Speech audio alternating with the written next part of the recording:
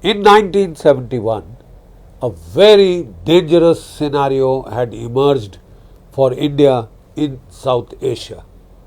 Pakistan, then military dictator Yahya Khan, had suddenly become a darling of President Nixon and his crafty Henry Kissinger, Secretary of State. Kissinger had used Pakistan to have a détente with China. In a very bold geostrategic move, he had tried to take China out of the Soviet Union China communist camp, and he had created a partnership with China, right? And this was all with the help of Pakistan. Pakistan was on top of the world. It thought it could do anything. It was in 71 that the only free and fair election had been held in Pakistan. The Pakistani army had hoped that it would throw up a hung house and they would call the shots from behind the scenes. But to their horror and surprise, the Mujibur Rahman's party, the Awami League, got a thumping majority. So by all rights, Mujibur Rahman should have become the Prime Minister of Pakistan. And that is when Yahya Khan and Zulfikar Ali Bhutto said, a Bengali as the Prime Minister of Pakistan over our dead bodies. And then the Punjabi army of Pakistan does what it is best at doing, treating the rest of the country like a bloody colony. A vicious crackdown in Bangladesh. Operation Searchlight, March 1971. And with that, 1 million women in Bangladesh were raped, 3 million Bangladeshis were killed, 10 million driven out into India as refugees. Pakistan thought it had solved the problem by its ham-handed methods. It backfired badly. The Bengalis rose up in revolt, and by the end of 1971, they had created a situation in which Pakistan attacked the airfields of India in a very grand gesture. Ki we are the Punjabis, we are the future Mongols, Turco-Mongols, and we will kick India. Well, 13 days, Pakistan was broken in two, and a new nation state created with the force of arms. 93,000 prisoners of war surrendered. Today, you are in a worse state than we were in 1971. That time we had a 2.5 front war, right? We had China to the north, Pakistan to the west, and then we had the Maoists, jihadis and the rest of them operating in our rear. At that time mostly jihadis, right? At that time mostly the Maoists who were creating problems in West Bengal and other neighboring provinces. India had no option but to hit out. It could not wait to be dismembered by Pakistan and its cohort of allies, right? And as we all know, Richard Nixon had gone to the extent of tilting towards Pakistan and had sent the 7th Fleet to save Pakistan, but could not do so. Today we are at a similar, if not a more dangerous juncture. Today India is in a 3.5 front situation. China to the north, Pakistan to the west, and a jihadi Bangladesh in the east. A thankless state which India had helped to liberate, which the CIA and the ISI with the help of the Jamaat-e-Islami have staged a coloured revolution to get the murderers of Mujibur Rahman back in power, to put the Jamaat-e-Islami, which was pimping for the Pakistan army, supplying women, Bengali women to the Bangladesh army to rape and molest. They are in charge. And of course we have the half front of terrorists and Maoists, etc. operating in our rear. America has tried, we had heard of China and its string of pearls, that it was trying to surround India with a string of pearls. Today America has surrounded India with a ring of fire. Colored revolution in Sri Lanka, colored revolution in Bangladesh, colored revolution in Nepal, and now an attempt at trying to foment a colored revolution in Ladakh. All around a ring of fire. They are trying to dismember India, destroy India, right? Weaken it by any and every means possible, because they see it as an emerging great power which they cannot countenance. So initially we thought it was only Joe Biden, Sleepy Joe, who was so het up against India, you are with us or against us. But now we find that it is the deep state in United States. There seems to be a bipartisan consensus, and Donald Trump has now treated India worse than Joe Biden. 50% tariffs against India, the highest in the world, right? They take $1 billion from us to sell us the GE 404 engines, renege on that deal shamelessly, swindle us. They are out onto swindling. We have not asked for anything free. We pay in hard cash. And you've taken the cash and you are swindling. Who will buy weapons from you at this rate, sir? If this is your behavior as a state, if this is your sense of responsibility as a state, who will buy weapons from you?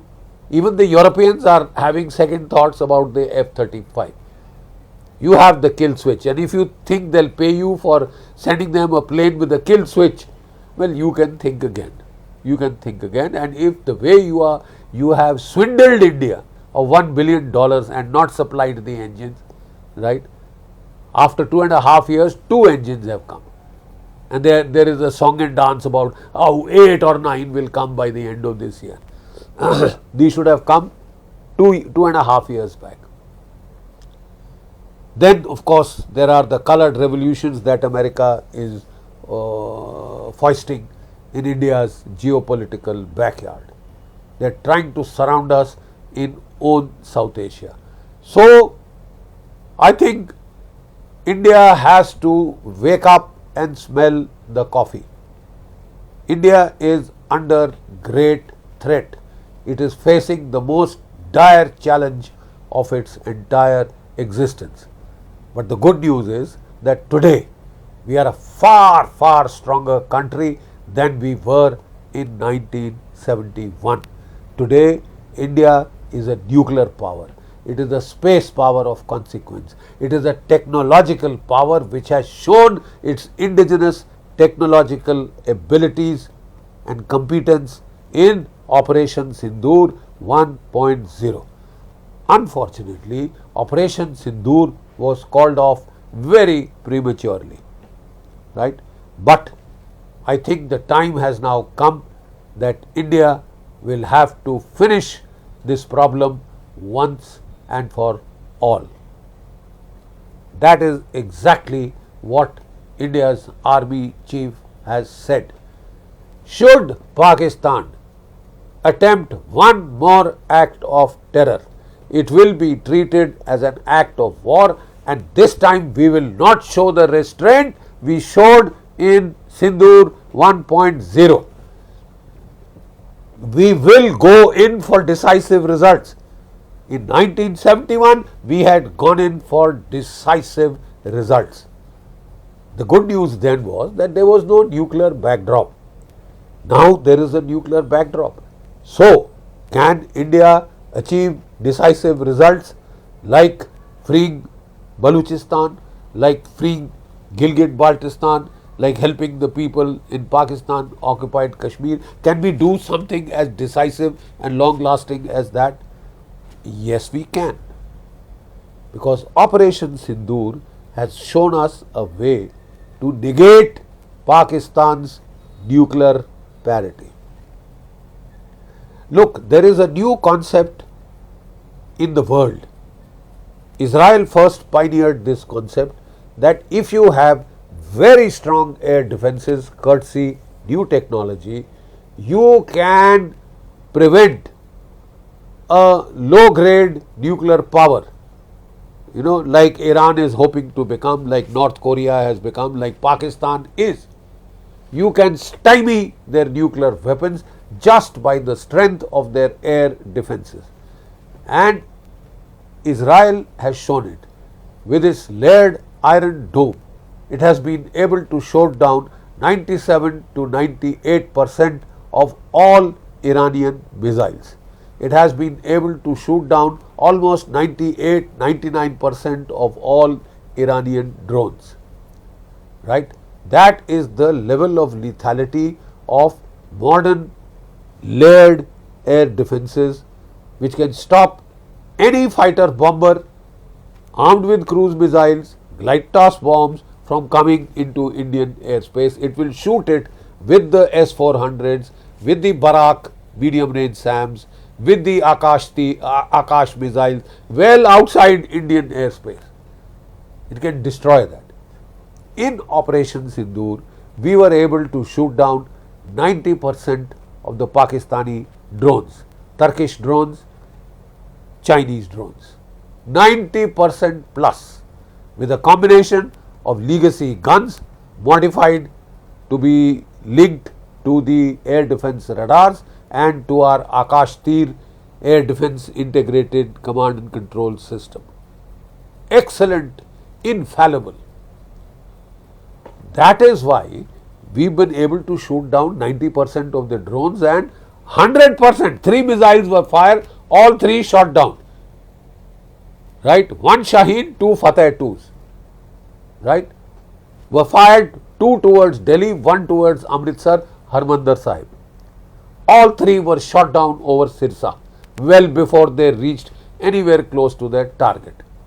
Some say it was by the S-400s, others are saying it was the MR SAM, Barak 8, or it was the Akash missiles. A combination of these shot it down. Not one was able to penetrate. But India went one step ahead. These were defensive means. The whole world is waking up to this idea. Can a defense shield be made so strong that it will not permit a single enemy fighter bomber armed with nukes to come close? It will not let any missile enter our airspace? Well, even the United States thinks this is possible. They are trying to create a golden dome to defend the home territory, continental United States, against low grade military powers like Iran, like North Korea, right, and possibly even Pakistan, because Pakistan is also trying to go in for intercontinental ballistic missiles. Why does Pakistan need intercontinental ballistic missile? Because it wants to be able to threaten the United States, जिसकी गोद में जाके आसिम मुनीर रोज 3 महीने में 3 बार बैठा है. It is a traitorous nation, absolutely unprincipled. It has taken $90 billion loan from China. China has spent billions of dollars in the China-Pakistan economic corridor. 81% of Pakistan Army, Navy, Air Force weapons are from China. And what has Pakistan done? Ek chhalang mari right into the lap of China's enemy, Donald Trump. Donald J. Trump Jr. So, a time has come for a serious restructuring of subcontinental security, as was done in 1971. The question mark was, that was achieved without a nuclear overhang.